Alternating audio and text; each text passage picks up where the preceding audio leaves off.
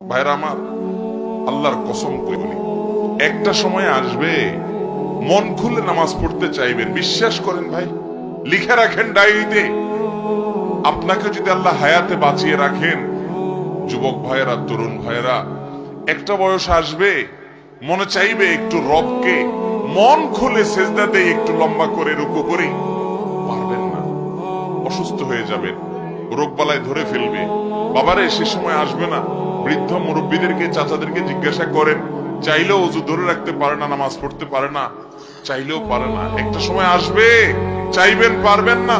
নামাজটাকে সুন্দর করেন, সময় মতো পড়েন, অনেক রাকাত নামাজ পড়বেন, নফল নামাজ পড়বেন। এটার চেয়ে উত্তম হলো ফরজটা পড়লেন, মূল সুন্নত গুলাই পড়লেন, কিন্তু ধীরস্থিরতার সাথে পড়লেন।